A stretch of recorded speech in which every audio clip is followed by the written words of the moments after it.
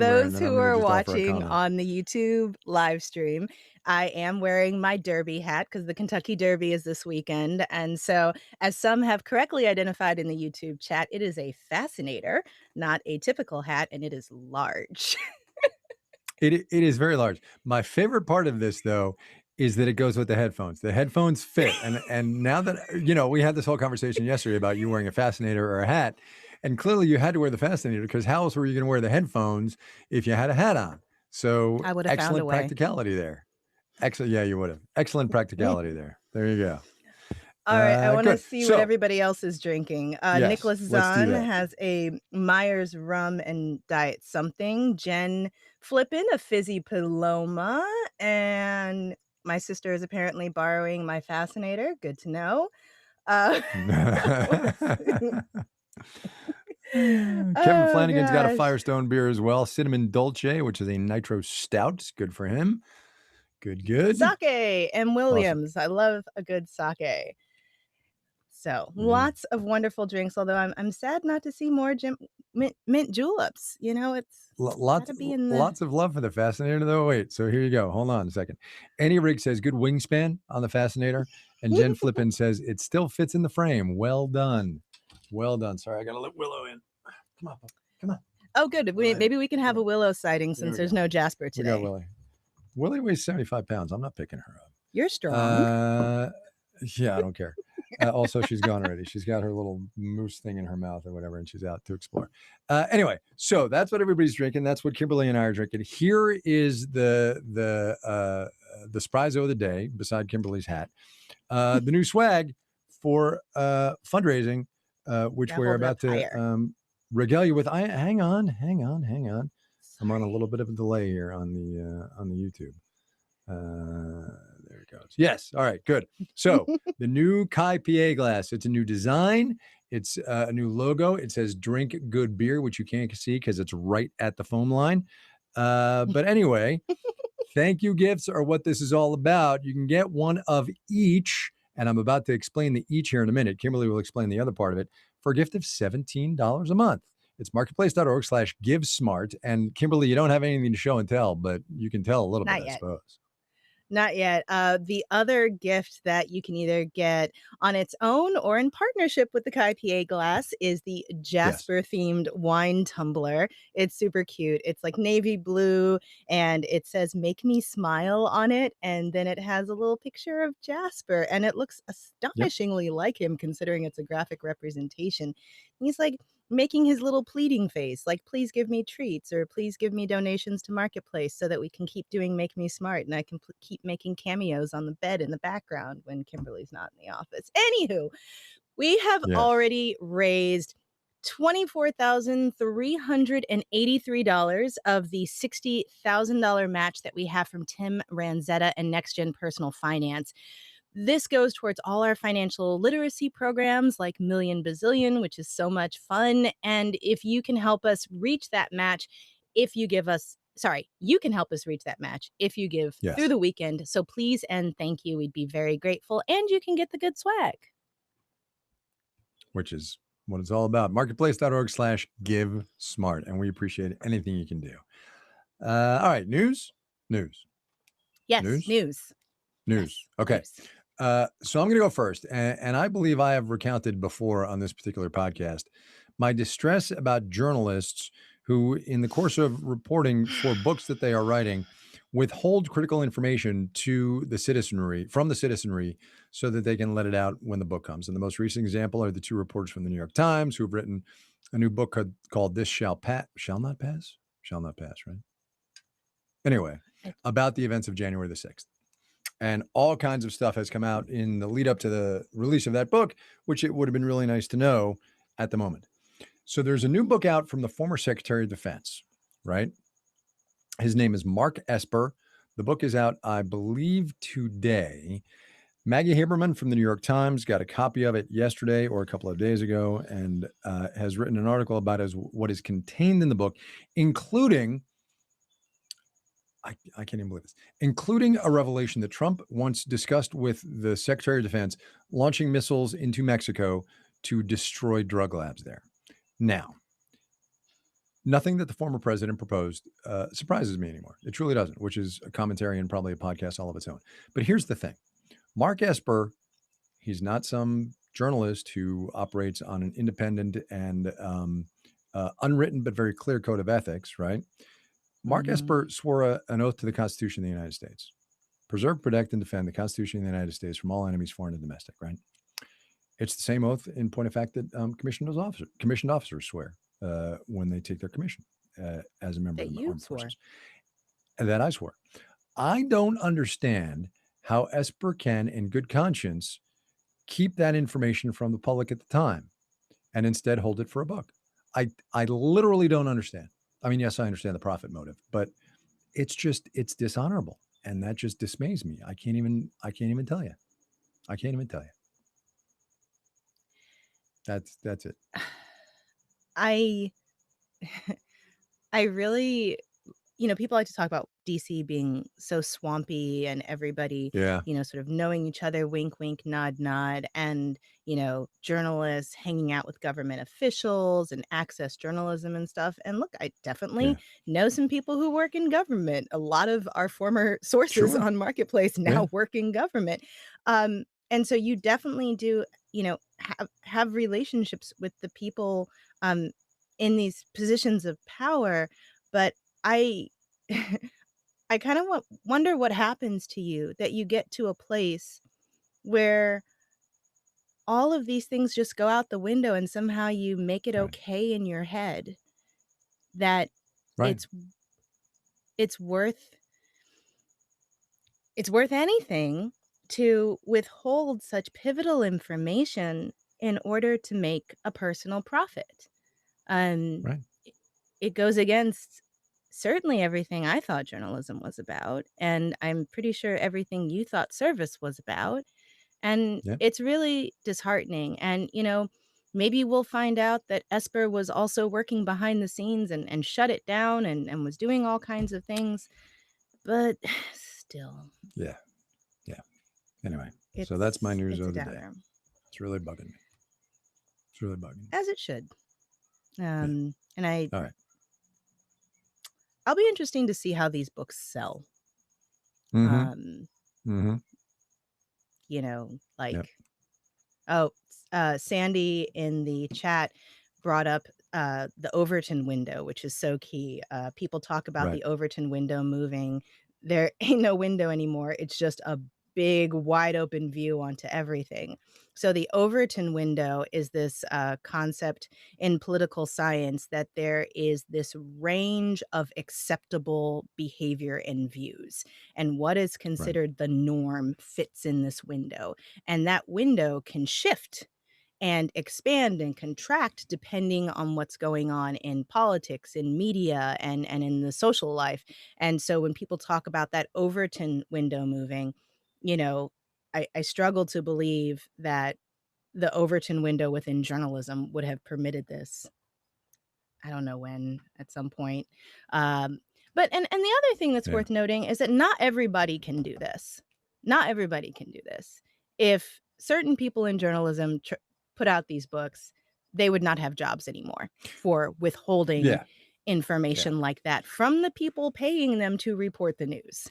And Well, so what's funny is, there's that yeah. too. So right. Sorry. Maggie Haberman, who wrote this article on Esper's book because she got a copy. Maggie Haberman covered Trump for the New York Times, is writing a book about Trump for the New York Times. And one does wonder what's going to be in that book when it comes out.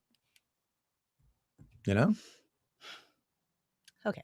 We're Anyway, gonna just, like, your wind news. ourselves up in more anger. Yep. Yep. Okay, Yep. so my news is extremely light and fluffy, but it just left me with a big smile, and since we don't have a Make Me Smile today because of Half Full, Half Empty, I'm just putting it in as my news fix because it brought me great Okay. joy. So, this year is the 40th anniversary of the Broadway version of Little Shop of Horrors.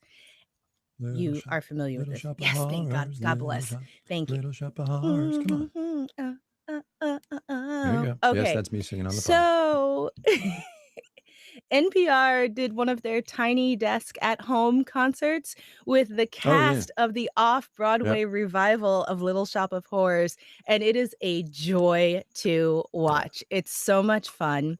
And so I definitely watched that, and then I was texting my mother because I have this powerful memory from my youth of we did a lot of dance classes when I was little, and so we had all these Oh, performances, and I'm talking we, I mean, me, my brother, my sisters, all of us. There was one dance recital where my mom dressed up as Audrey 2 and my wow. sister and I, my littlest sis my younger sister, she was older than me, but anyway, the 2 little ones, myself included, were little baby Audrey 2s. My brother was Seymour, Wow. and my sister, the one who's in the chat, and several other people from our dance classes were like the arms of Audrey 2, and it was this whole performance, and it's burned in it was the, Mean Green Mother from Outer Space song from Little Shop of Horrors. Wow. And it's burned into my memory, and I was texting my mom today, I was like, "Do you have any pictures?" She's like, "No." And I was like, "How Of course old she was does. I for that?" And she was like, 3 or 4, and I was like, "What?" You know, some things are just, like, so in your memory. He's skeptical. You're like, "Are you sure you don't have a No, no, manufactured no, no, memory?" no. No, no. No, no, no, I'm not at all. It's just it's so interesting because you know, between this and the fascinator and all this, you have an unabashed family history of dressing up and enjoying stuff. And me being the repressed Norwegian that I am, I have no such family history. And it's just really interesting to me. I think my niece and nephew have taken over my sister's chat on the That's YouTube. so oh, Auntie Cam. Oh yeah, look at that. Hi, Auntie Cam, we love you. Love you That's funny. too. Oh, that's adorable. Oh my goodness. Alright, with that bit of joy and Yes. fun, let's Let play a us. game. Yeah. Hmm. Okay, it's time for Half Full, Half Empty, hosted by our very own Drew Jostad, and take it away, Drew. All right. First topic is, are you half full or half empty on people using buy now, pay later for travel expenses? Half empty. Wow. I don't know the story at all, but that seems not wise. Half empty. Boom. Alright, let me actually take that back and think about it. So these buy now, pay later, options that, have been growing in popularity Mhm, mhm, mhm. allow you to pay for things in installments. And I wonder how different it is to pay on an installment basis for travel versus putting it on a credit card. And it depends on the interest rate, I guess, and whether or I not you can guess. afford the payments. Like, is it any different or worse? But still, No, debt I don't know. financing travel is There's probably not great. yeah, that's what I was gonna say. I think it's one thing if you need a and this is not why people use buy now, pay later, right? But if you need a fridge or some other capital good, you gotta get it, that's fine. Travel, I don't know. It just seems unwise. Jody I Pritchard don't know. says in the chat that she's empty. Vacations are expensive. My wife and I started a vacation fund years ago, and it's a lot more enjoyable when it's already Yeah, paid that's for. totally true. Totally true. Yep. Yep. All I'll buy right, that. what's next? All Okay. right. James Corden has announced he's leaving the Late Yeah. Late Show. Are you half full or half empty on his potential successor? I have a thought. Go for it. I have a thought. Well, it's a great opportunity for a network to put a woman of color in there, right? And expand the demographics of late night because Samantha Bee is great, but she's just one Samantha Bee, and I think it's a great opportunity. So if they do it right, have full. Otherwise, me. I'm I'm never up that late, but I do believe there is a Oh woman no, of color on late please. night who's okay, well, that's not true. I am up that late. But I'm not up late watching TV. Like looking at the internet and There is. browsing What's her name? Instagram, Yeah. etc. Twitter, unfortunately. But there is a woman of color who is on late night whose name escapes me, Right. but there is at least one. Yeah. One is not enough. And yeah, that would be cool. I Amber Ruffin, the YouTube chat tells me. Amber Ruffin. So Okay. that is the person. Um, Yep. I'm gonna go half full because James Corden is great. I love watching his little clips, especially the carpool karaoke and stuff, Mm-hmm. and the crosswalk concerts. So much fun. Mm-hmm. But I think anytime that there's space for someone to try something new, I want to wish them well and hope for the best, and hopefully they don't go Jeopardy in the selection process. What Kimberly said. I'm there. Okay. All right, something completely different, and you can take this any way you want. Are you half full or half empty on this week's rate hike?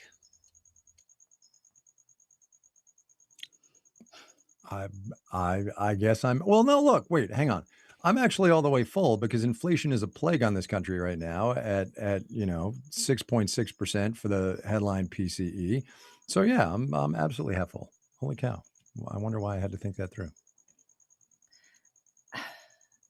Half full, just She says because I tentatively. know.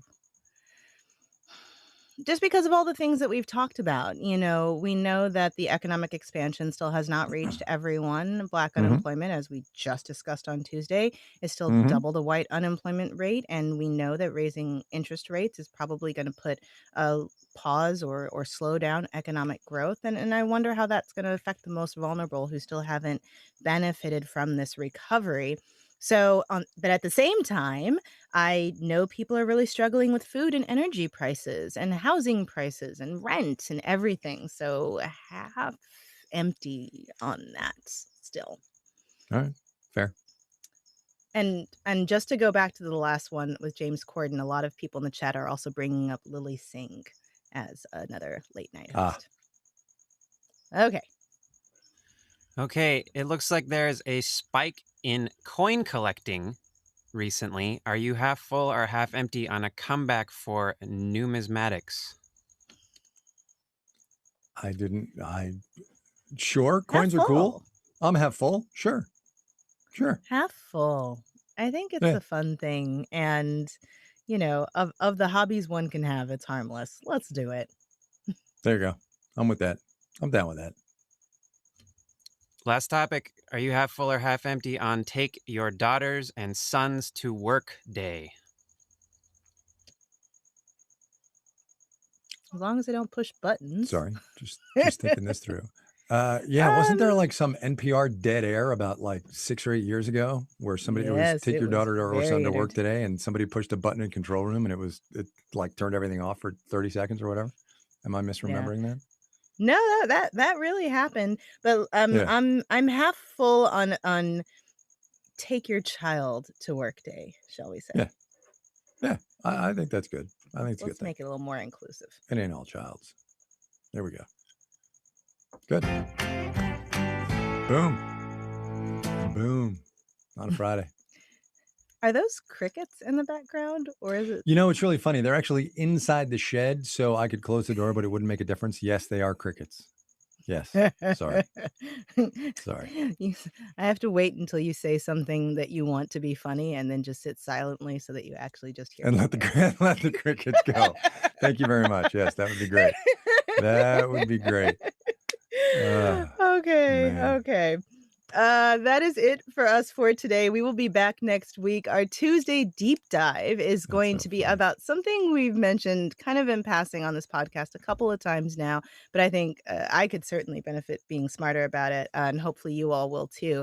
Title 42, which is a part of the U.S. Public Health Code that the government has been using to restrict immigration during the public health emergency of COVID. If you have questions about Title 42, how it's been used, the fact that the Biden administration tried to end it and it's getting all this pushback, any and all questions about that, please send those questions to us.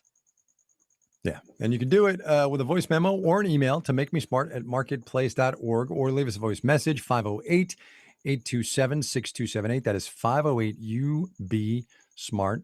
And we'll get it and we'll get it on the pod and it will inform the conversation that we are going to have Tuesday about Title 42.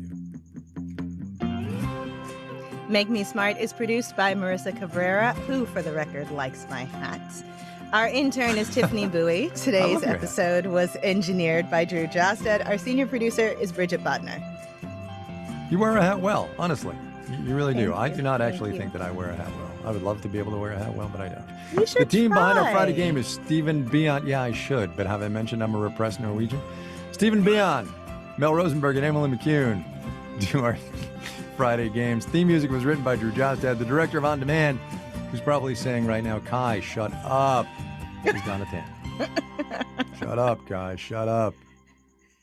Too much sharing. She's enjoying you on the big screen. On the big screen, right? God.